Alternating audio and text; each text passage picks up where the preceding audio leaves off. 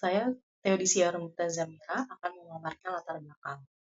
Wanda Hara, yang merupakan seorang fashion stylist berjenis kelamin pria, dilaporkan atas penistaan agama yang ia lakukan. Penistaan agama yang ia lakukan adalah menghadiri kajian agama menggunakan atribut atau baju yang bukan uh, sesuai dengan gendernya atau jenis kelaminnya.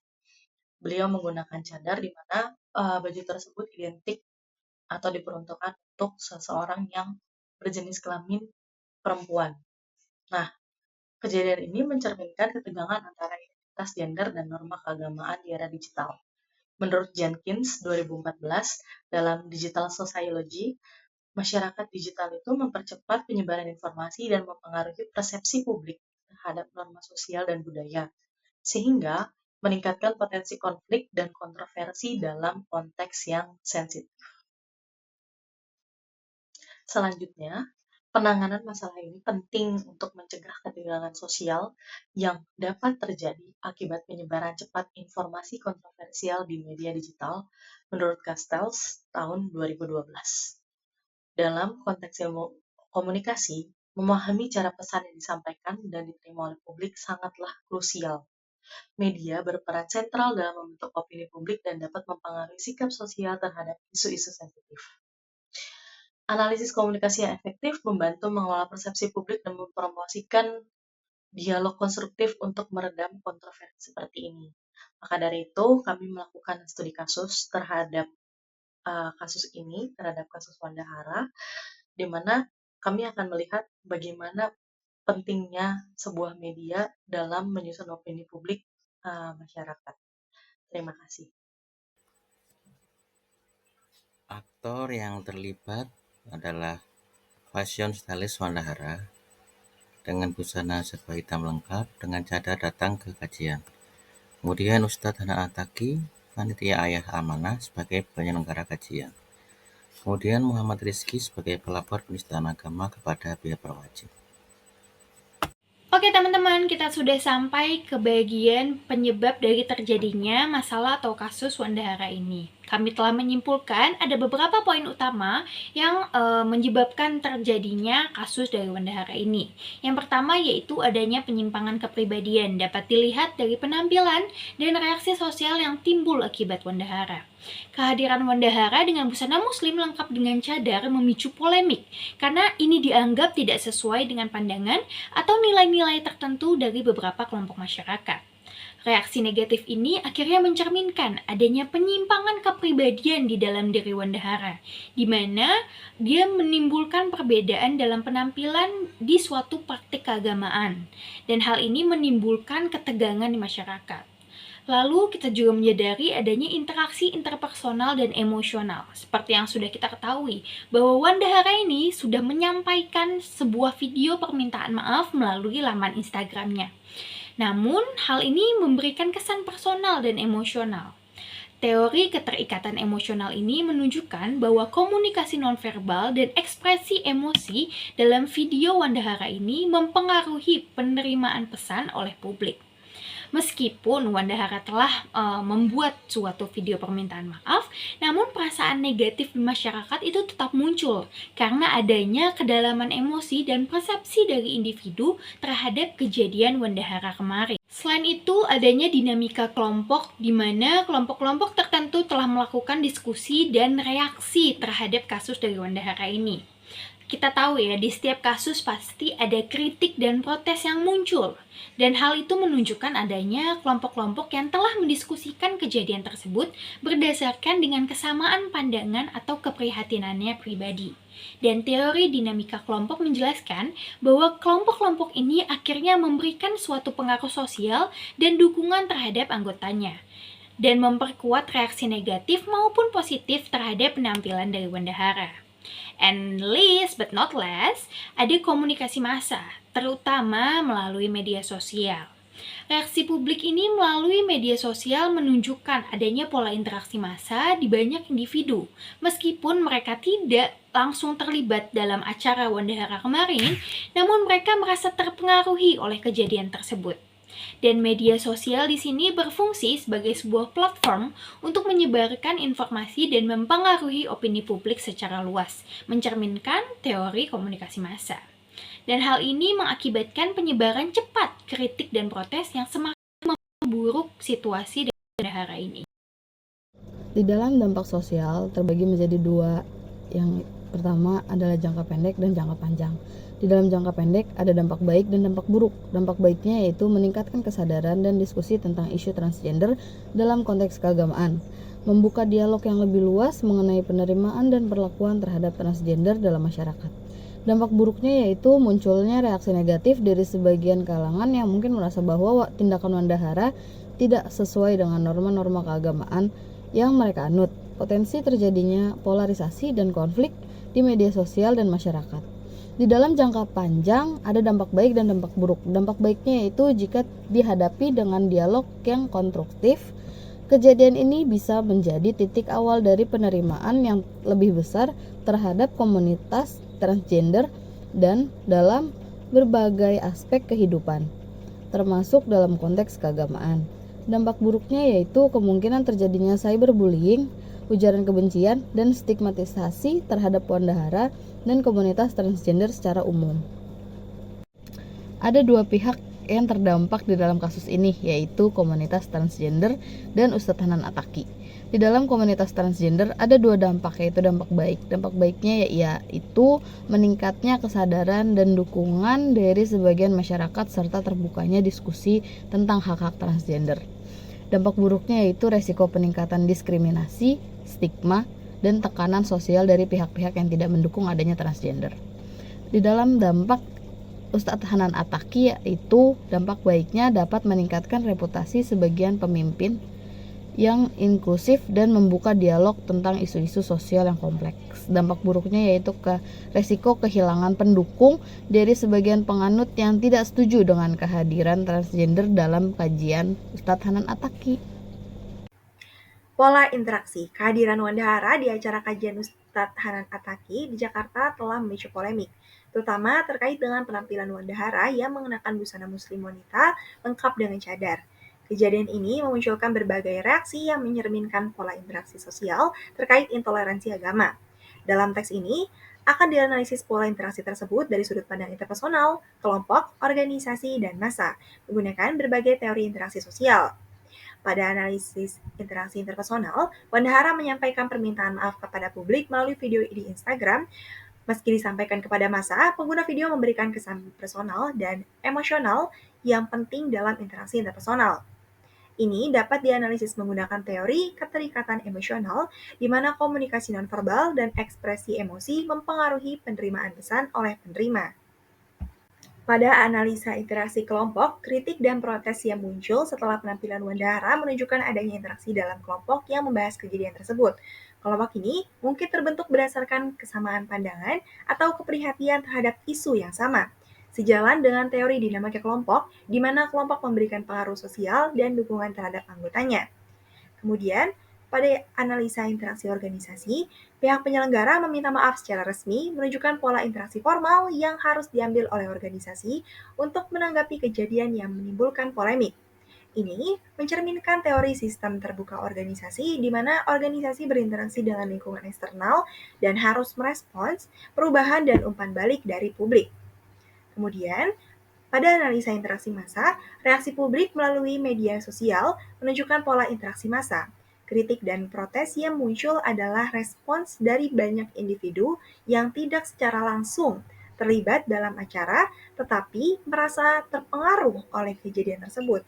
Ini mencerminkan teori komunikasi massa, di mana media sosial berfungsi sebagai platform untuk menyebarkan informasi dan mempengaruhi opini publik secara luas.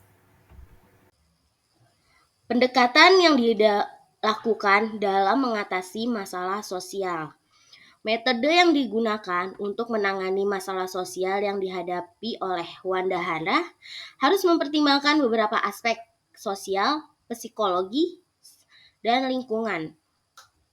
Ada beberapa langkah yang dapat diambil. Yang pertama adalah menganalisis masalah. Kegunaannya untuk menemukan masalah sosial yang spesifik. Kemudian, untuk memahami penyebab utama masalah, pelajari konteks dan latar belakangnya dahulu. Kemudian yang kedua ada strategi psikologis, yaitu untuk memberikan dukungan psikologis melalui terapi atau konseling. Kemudian untuk mengidentifikasi trauma atau tekanan psikologis yang mungkin terdampak pada status sosialnya. Kemudian yang ketiga ada pendekatan pendidikan, meningkatkan kesadaran tentang hak dan tanggung jawab sosial melalui pelatihan dan pendidikan. Kemudian yang keempat, pendekatan keuangan untuk memberikan akses ke program kewirausahaan atau pekerjaan. Kegunaannya lagi untuk memberikan bantuan keuangan temporer untuk menjaga stabilitas ekonomi. Kemudian yang kelima ada metode sosial. Kegunaannya untuk membangun jaring dukungan sosial seperti komunitas atau kelompok dukungan. Kemudian untuk meningkatkan partisipasi sosial untuk tujuan mengurangi isolasi. Kemudian yang keenam ada strategi hukum, yaitu berfungsi sebagai memberikan perlindungan hukum setiap warga negaranya untuk memastikan hak-haknya dapat terpenuhi. Kemudian juga berfungsi sebagai untuk kampanye perubahan kebijakan mendukung kesejahteraan sosial. Kajian terdahulu ada kesehatan sosial dan mental, yaitu terdapat pada kesehatan mental kondisi kebahagiaan oleh Organisasi Kesehatan Dunia pada 2014. Laporan ini yaitu membahas pentingnya kesehatan mental dalam konteks kesejahteraan umum, dijelaskan dan intervensi yang didasarkan oleh mendukung kesehatan mental di berbagai komunitas. Kemudian ada Patet LA di dalam The Lancet Commission on Global Mental Health and Sustainable Development pada 2018. Artikel ini menunjukkan masalah kesehatan mental di seluruh dunia dan menawarkan solusi untuk meningkatkan layanan kesehatan mental di negara berpenghasilan rendah dan menengah. Kemudian juga ada kajian pemberdayaan komunitas yang terdapat pada buku Craftsman's karya John P. dan John L. di tahun 1993 yang berjudul Building Communities from the Inside Out, A Path Toward Finding and Mobilizing a Community Assets, yang isinya adalah menekankan pentingnya mengidentifikasi dan memanfaatkan aset lokal untuk pemberdayaan komunitas itu sendiri. Kemudian ada juga karya dari Bowling Souls yang berjudul The Collapse and Revival of American Community yang dikarang oleh Robert D. Putnam pada tahun 2000. Penelitian ini berbicara tentang penurunan partisipasi komunitas dan seberapa penting pembangunan modal sosial untuk kesejahteraan masyarakat. Kemudian juga ada dampak sosial kebijakan politik. Timus oleh Timus Ricard pada tahun 1974 yang menulis buku berjudul Kebijakan Sosial Pengantar yang berisi membahas bagaimana itu dibuat dan bagaimana hal itu berdampak pada masyarakat. Kemudian ada 3 Dunia Kapitalisme Kesejahteraan oleh Spring Anderson Gosta pada tahun 1990. Studi ini membandingkan bagaimana model negara kesejahteraan dan bagaimana berdampak pada kelompok. Kemudian ada kajian teori. Teori yang antara lain ada teori kesehatan mental, teori stress and coping. Stress and coping teori diusulkan oleh Lazarus dan Volkmann. Dalam teori ini berisi menjelaskan bagaimana cara orang menggunakan mekanisme coping untuk merespon dan mengelola stres. Kemudian ada teori kognitif, sosial kognitif teori. Teori ini diciptakan oleh Bandura dan menekankan seberapa penting interaksi antara faktor pribadi, perilaku, dan lingkungan untuk mempengaruhi kesehatan mental seseorang. Kemudian ada juga teori sosial dan teori modal sosial. Teori ini dikembangkan oleh Pierre Bourdieu dan menekankan betapa pentingnya jaringan sosial dan hubungan kepercayaan individu untuk mendukung kesejahteraan komunitas dan individu itu sendiri. Kemudian juga ada teori kebudayaan, juga dikenal sebagai teori empowerment, menjelaskan proses melalui mana individu komunitas memperoleh kendali atas kehidupan mereka sendiri dan mengubah masyarakat secara positif. Kemudian ada teori keadilan sosial, menegaskan bahwa mencapai kesejahteraan sosial memerlukan pembagian daya yang adil dan perlakuan yang setara. Rekomendasi penulis terkait permasalahan sosial tersebut adalah sebagai berikut. Yang pertama, menghargai proses permintaan maaf. Permintaan maaf yang telah disampaikan oleh Wandahara perlu dihargai tentunya dan diterima sebagai bentuk penyesalan dan upaya untuk memperbaiki situasi. Masyarakat harus belajar untuk menerima dan memaafkan sebagai bagian dari nilai-nilai kemanusiaan dan ajaran agama tentunya. Kemudian yang kedua, mengedepankan sikap tegas namun bijaksana. Bagi komunitas Muslim, penting tentunya untuk bersikap tegas dalam menegakkan norma-norma agama, namun tetap harus bijaksana dalam menghadapinya. Ini berarti memberikan teguran tanpa mempermalukan atau menyakiti perasaan orang lain, serta menjelaskan dampak dari tindakan tersebut terhadap kehormatan dan kesucian ajaran Islam. Yang ketiga, mengatasi reaksi atau komentar publik dengan bijak. Reaksi publik yang keras dan cenderung negatif bisa diatasi dengan memberikan penjelasan yang komprehensif melalui berbagai media. Tokoh-tokoh agama bisa menjelaskan sikap Islam terhadap kasus ini dengan menekankan pentingnya maaf dan perbaikan diri dalam ajaran Islam. Kemudian yang keempat, membuka ruang dialog, terbuka dan edukasi. Dialog yang berbasis kasih sayang dan pengertian antara Wandahara dan tokoh-tokoh agama serta masyarakat bisa menjadi cara yang efektif untuk mengedukasi dan mendiskusikan pandangan-pandangan yang ada. Dengan demikian, Wandahara bisa mendapatkan pemahaman yang lebih baik tentang sensitivitas dan norma dalam Islam, serta masyarakat pun bisa memahami situasi yang ada. Baik, untuk kesimpulan dan penutup dari kami kesimpulannya adalah dari kasus intoleransi beragama ini terhadap Wanda dan kajian Ustadz Hana Ataki menyoroti pentingnya menghargai perbedaan penafsiran agama, membangun dialog konduktif dan mengedepankan intoleransi. Peran pemimpin agama penting dalam mendorong sikap inklusif. Media sosial harus digunakan dengan hati-hati untuk mencegah penyebaran informasi yang salah. Kerjasama antar pemerintah, kelompok beragama, dan masyarakat sangatlah penting untuk menciptakan lingkungan yang lebih toleransi dan harmonis. Dengan ini, setiap individu dapat mengamalkan keyakinan tanpa merasa terancam diskriminasi. Sekian dari kelompok kami.